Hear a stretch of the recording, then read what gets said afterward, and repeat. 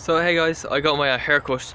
Just want to talk to you about the Dunning-Kruger effect. I think this is actually a very interesting theory type of thing, and it states that smart people underestimate their abilities, stupid people overestimate their abilities, and this can kind of doesn't necessarily. In some cases, this could just be down to something you're good or bad at. Like they say that the incompetent people over exaggerate or overestimate themselves. It doesn't mean they're necessarily stupid. It means like just for one thing it might be, such as maybe with foreign languages. Like remember at school I used to always do these exams, and I always come out of the exam thinking, Jesus, I must have done really well, and then I get a crap result. Like I remember I was in first year, I was doing German, and I studied up for this German test, and I was doing a bit of studying. I was in the middle of my studying, I was like, fuck it, I'm gonna stop studying here. Jeez, I know everything.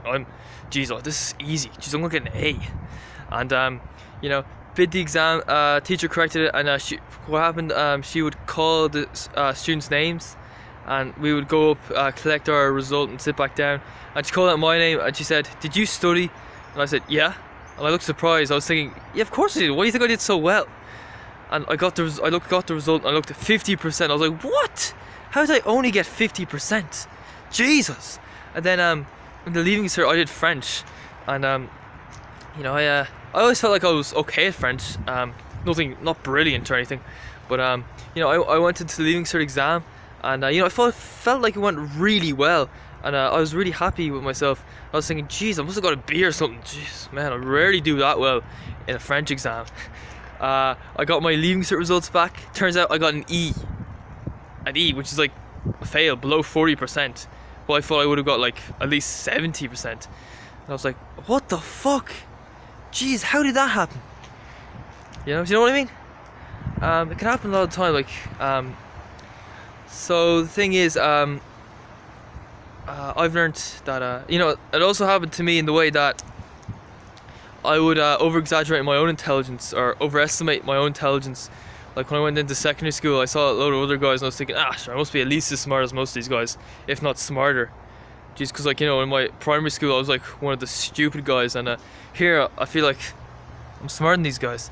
But I was judging a book by its cover. I was over-exaggerating my own incompetence, and when it came to doing exams and stuff, everybody else would do so much better than I would. I was like, what the fuck? I thought I was smarter than these guys. Jesus.